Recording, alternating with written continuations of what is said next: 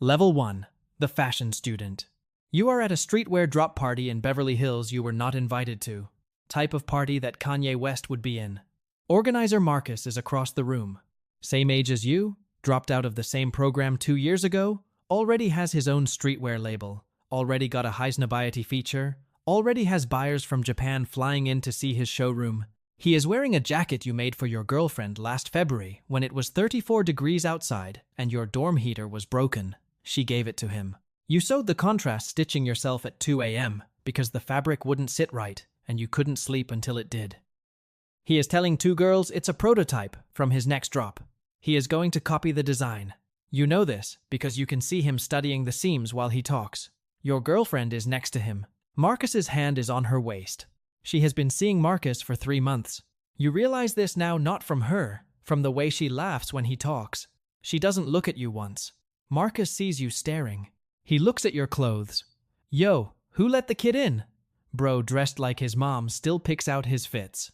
Everyone laughs. Your girlfriend laughs the hardest. You haven't seen her laugh in 2 years. Except that one time you lasted 11 seconds and apologized like you rear-ended her car. This is somehow the worst part. Not the cheating, not your jacket on his body. The fact that the man wearing your work just roasted you for how you dress, and nobody in this room, including the girl you came with, knows you can sew better than anyone here. You have an $11 ramen budget, a 2.1 GPA in a fashion program your parents begged you not to enroll in, and a Depop account with 47 listings that nobody at this party has ever seen. The next morning, Marcus posts your jacket on Instagram, credits it to his team. 2,400 likes. You screenshot it. You save it in a folder called Receipts. You drop out that week. The folder has 1 entry. Marcus has no idea what it's for. Neither do you. Not yet. Level 2. The Fashion Intern. You find the showroom on Instagram. DM them 3 photos of your work. They reply in an hour. The showroom pays 0. Literally 0. Exposure, they call it. Your job is steaming 400 garments a day, organizing fabric swatches by season, and pretending you understand when the lead designer says the drape needs more narrative. You nod like narrative is a fabric weight you haven't encountered yet. You burn your forearm on the steamer on day 3. Nobody asks if you're okay. You start noticing what sells, not what looks good, what people reach for. The $800 blazers that look like architecture move in 48 hours. The $200 trendy pieces sit until markdown. You keep a notebook, not sketches, observations. What customers touch first, what they put back. The lead designer catches you writing in it during a fitting, reads 3 pages, says nothing. Next morning, she moves you to the sample closet. This is technically a promotion. It pays the same. Nothing. You sneak 5 sketches into a presentation folder, streetwear pieces with luxury fabric callouts. The creative director flips past, stops, flips back. Whose are these? You raise your hand. He looks at you 4 seconds. These are rough. But this one, a cropped bomber with contrast stitching, has something. That sketch ends up on a mood board. Your name does not. In fashion, ideas move upward. Credit moves sideways. You see Marcus at a trade show. Full booth. Production line. Male models in his pieces.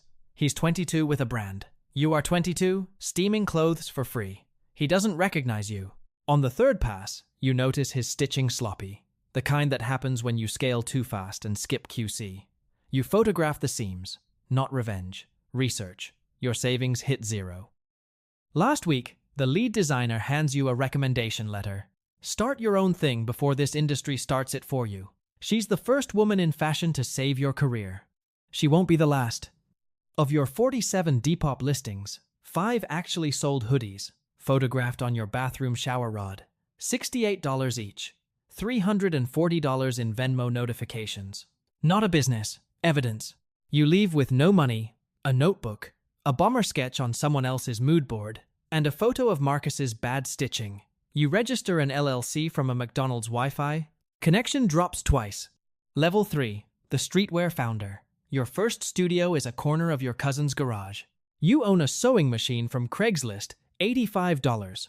1 pedal sticks a heat press that smells like burnt plastic, and 40 yards of deadstock fabric at $3 a yard from a warehouse that was definitely not supposed to be selling it. First run, 20 hoodies. You hand sew the labels.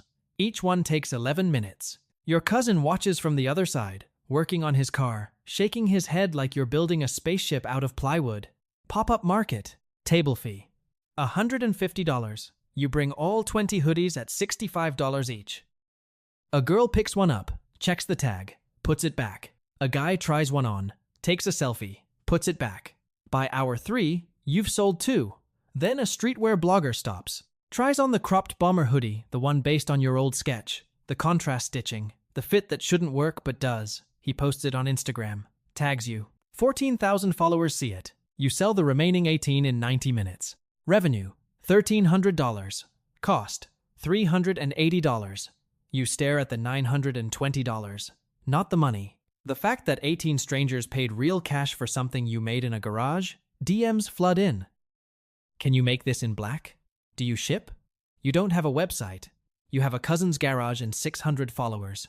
You build a Shopify site in one night. First order comes from Tokyo. You package it in a USPS flat-rate box, feeling like you just closed a deal at Paris Fashion Week. The postal worker does not share this feeling. A boutique owner wants wholesale, 50 pieces. Highs Nobiety ran a 200-word feature the week before they misspelled your name. You've never made 50 of anything. You say yes, spend 3 weeks sleeping 4 hours a night, sewing until your fingers crack. You deliver on time. Your hoodie hangs next to a $400 jacket from a brand with 200,000 followers. Outsells it in the first week. You start feeling like this might actually work. You shouldn't have felt that. That feeling has a tax, and it arrives by certified mail. Marcus's team sends a cease and desist. They claim your bomber infringes on one of Marcus's designs, the design he copied from your sketch. Your ex-girlfriend, for the record, stopped posting with Marcus around month 4. She's in dental school now. Marcus kept the jacket. The C&D costs $2,200 in legal fees. You win no case, but $2,200 is 2 months of fabric budget. Marcus didn't send it to win. He sent it to bleed you. You file the letter in the receipts folder. A buyer from a major fashion house DMs that same week. She saw your Highs Nobiety feature. Wants to explore acquisition. You read the word 4 times. You are 24, sewing in a garage. Someone wants to buy what you built. Level 4. The exit. The due diligence is brutal. They want 3 years of financials. You have QuickBooks and a shoebox of receipts. They want production capacity projections. You have a Craigslist sewing machine. They want brand valuation metrics. You have an Instagram following. The corporate development team looks at your numbers the way a vet looks at an X-ray of a dog that swallowed a shoe. One of them says, the margins are interesting. They offer $1.2 million. Your lawyer, the same one who handled Marcus's cease and desist for $2,200, says it's low. You counter at $2.8 million. They laugh. Not literally. But the response email takes 11 days, which is the corporate version of laughing so hard you cry. They come back at $1.6 million. You settle at $1.9 million. After taxes, legal fees, and the money you owe your cousin for 18 months of garage rent you never officially agreed to, but both silently know exists, you walk away with $1.1 million. You are 25 with $1.1 million and no brand. You don't feel rich, you feel amputated. The fashion house offers a consulting contract 12 months, $8,000 a month, to maintain brand DNA during transition. In practice, this means watching strangers redesign your pieces with different fabrics, different cuts, different everything. Your cropped bomber becomes a relaxed fit outerwear piece. They remove your hand-sewn labels. They replace your logo with a sub-brand tag under their house name. You sit in meetings where people who've never threaded a needle debate the narrative arc of your collection while drinking oat milk lattes that cost more than your hourly rate used to be. Your molars ache from biting your tongue. At the brand transition party, champagne, canapes, people in $3,000 suits, you see Marcus across the room. He's there because the fashion house courted his brand too. They passed. He found out tonight. He's standing near the bar, alone, holding a glass he hasn't drunk from. You feel nothing, not triumph, not revenge, nothing. And in that nothing, something shifts. The next thing you build won't be a brand someone can buy out from under you. It will be a position, a seat at a table where the buying and selling happen above you. You accept a creative director role at a different fashion house the following week. French. Old money. Salary, $185,000. Corner office. 7 types of espresso. Your previous coffee machine was a kettle in a garage.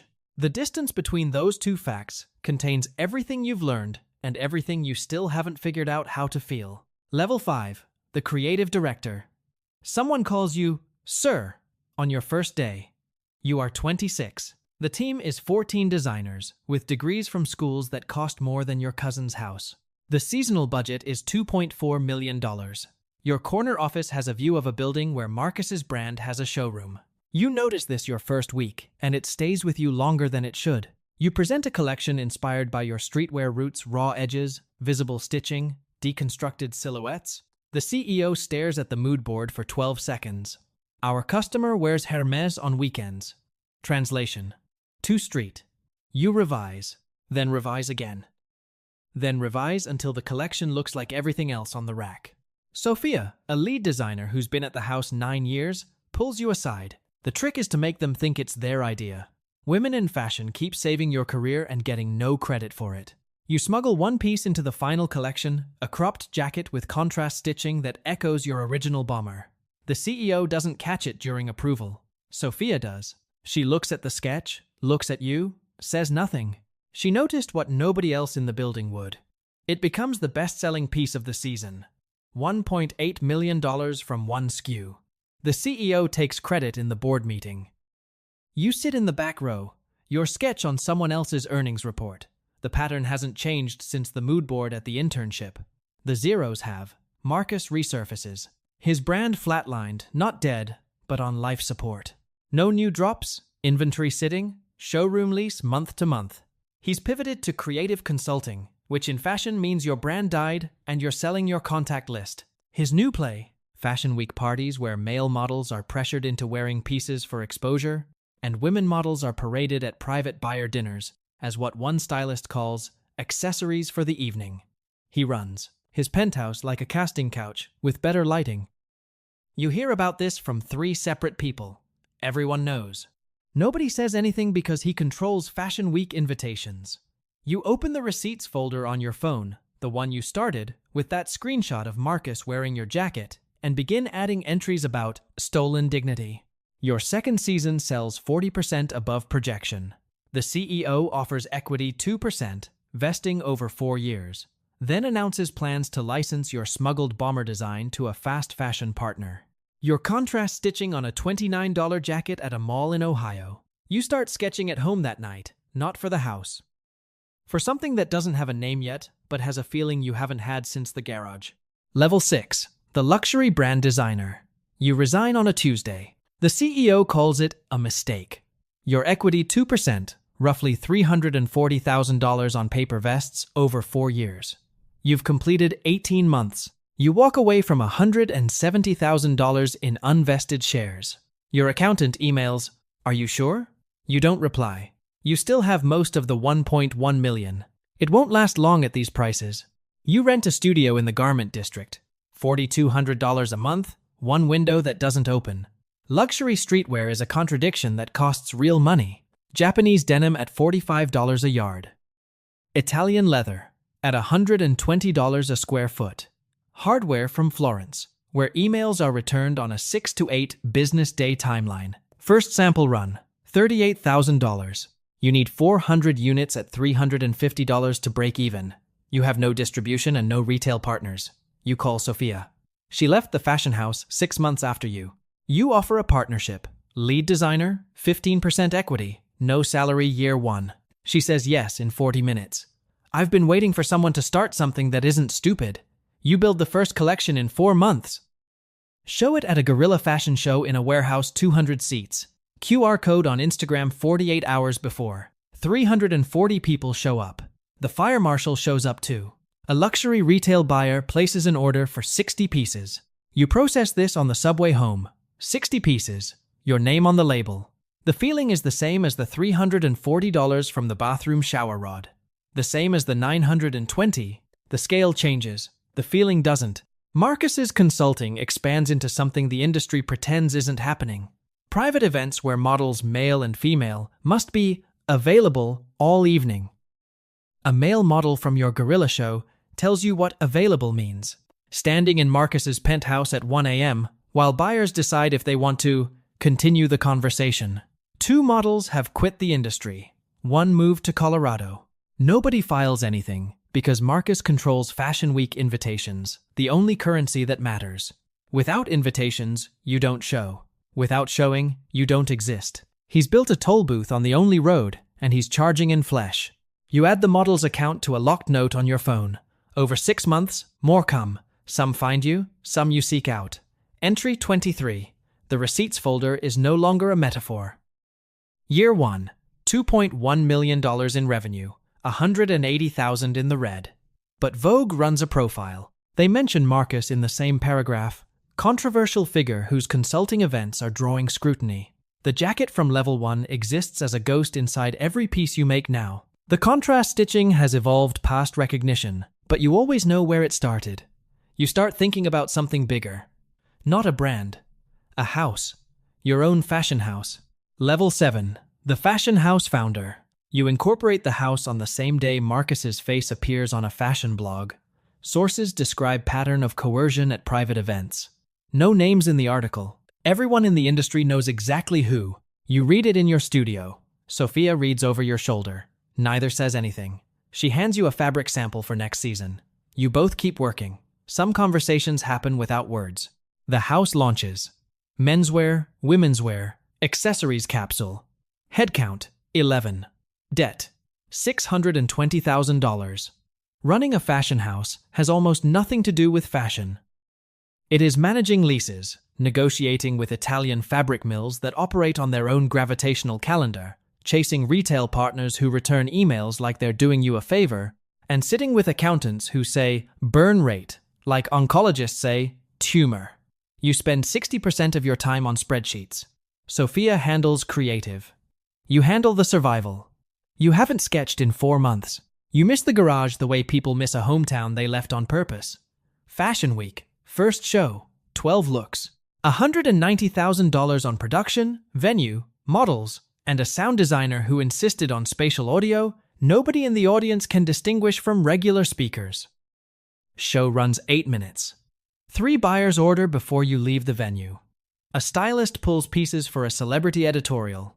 You sit in a car at 2 a.m. scrolling through coverage, and you feel it the same thing as the 340, the 920, the 1.1 million. The scale changes. The feeling never does. Marcus's world contracts like a star running out of fuel. Consulting clients drop him quietly. Fashion Week invitations, his actual currency stop arriving. He pivots to brand incubation, which means attaching his name to young designers' work for connections he no longer reliably has. One of those designers is someone you mentored, a 24-year-old womenswear talent from your guerrilla show. She calls, "Marcus offered to partner on my collection. Should I?" You tell her to run the numbers on what his connections are actually worth right now. She calls back 2 days later. 4 words. They're worth nothing. You taught her the same thing the internship taught you. Look at the stitching, not the label. A luxury conglomerate reaches out. The kind that owns 5 fashion houses and a cosmetics empire. They want to invest $8 million for 30%, option to acquire fully in 3 years. With that money, scaled production, flagships, competing directly with the houses that employed you. You look at the term sheet. Then you look at the receipts folder. 23 entries. Dates, names, first-hand accounts from models who trusted you enough to tell the truth. You make a call, not to the conglomerate, to a journalist. Then you call the conglomerate. "I'm interested, but I have a condition." Level 8. The global fashion mogul. The conglomerate invests $8 million. Your condition. Acquire Marcus's label, the name, the trademarks, whatever's left of it, and retire it immediately. Not absorb, not rebrand. Retire. Remove it from the market like it never existed. Their legal team asks why. You show them the receipts folder. 23 entries. Dates, names, first-hand accounts from models who described what happens at Marcus's private events in enough detail that the PR department can do the math without finishing their coffee. Being associated with Marcus versus the cost of killing his label? One meeting, they agree. The acquisition costs $340,000. The number, same digits as the 5 Depop hoodies, 3 more zeros. Same as the unvested equity you walked away from. Marcus's label is acquired on a Tuesday. By Thursday, archived, removed from retailers, website down, production contracts terminated. Marcus gets the money and a 5-year non-compete. He signs it at a conference table with lawyers he used to outrank. What else is he going to do? The journalist publishes accounts anonymized, verified by 3 sources, in a publication Marcus's peers actually read. The headline doesn't use his name, doesn't need to. Within 48 hours, every remaining professional relationship he has goes dark. Instagram private. Publicist releases a statement about personal growth, which is PR code for the plane going down, and we're throwing everything out the window. You read this while eating lunch at your desk. Not triumph. The specific weight of something that needed to happen, and finally did. Not satisfaction. Closer to relief. Like setting down a bag you carried for 6 years and realizing the weight was in your shoulders the entire time. Your house opens flagships in New York, London, and Tokyo. Headcount, 140. Annual revenue, $47 million. You are 32. Sophia is Chief Creative Officer title, equity, credit. All of it. You made sure. At the Met Gala, a photographer asks you to pose. You stand in a custom piece from your own house. A jacket with contrast stitching that echoes, very quietly, the bomber you sketched at an internship 7 years ago. The cropped cut, the thread pattern, same DNA, evolved past recognition by anyone who wasn't there. Nobody notices the echo except you and Sophia. She catches your eye across the carpet. She noticed. Marcus disappears. Not dramatically, quietly. New York apartment listed for sale. Social media dark. 3 months later, someone mentions seeing him in Panama City. Not the tourist part, the part where people go when they need somewhere that doesn't ask questions. You hear this reviewing next season's fabric orders. Someone on your team asks, "Did you know Marcus?" You say, "We were in school together." Technically true. It doesn't begin to cover it. The receipts folder stays on your phone. You don't delete it. You just stop opening it. Level 9. Retirement. You step down as CEO on a Monday. You are 38. Sophia takes over.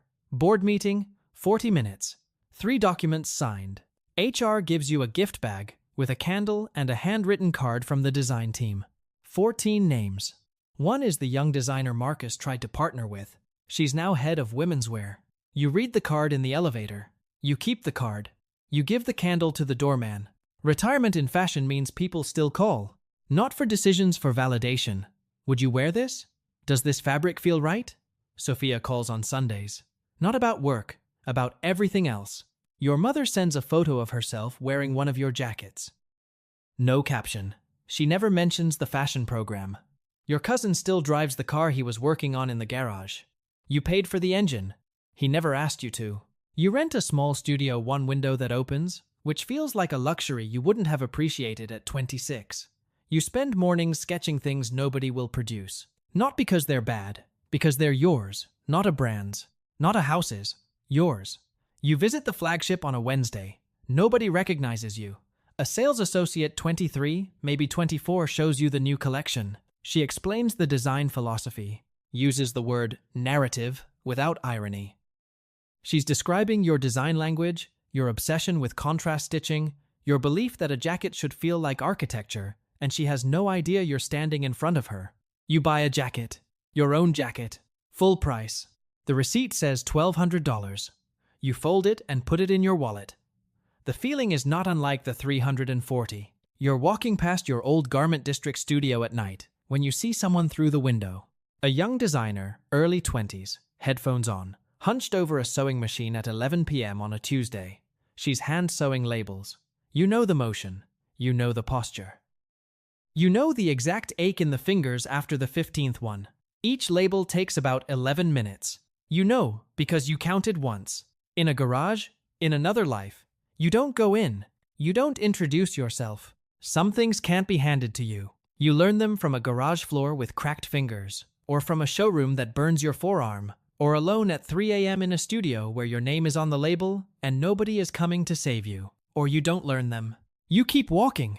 The jacket you're wearing, $1,200. Your own design has contrast stitching that started as a sketch on the back of a pattern-cutting worksheet. The professor never called on you again after that day. He wasn't wrong to stop asking. You weren't listening. You were already somewhere else. If this one stayed with you, like and drop a comment where you're watching from. Subscribe for more.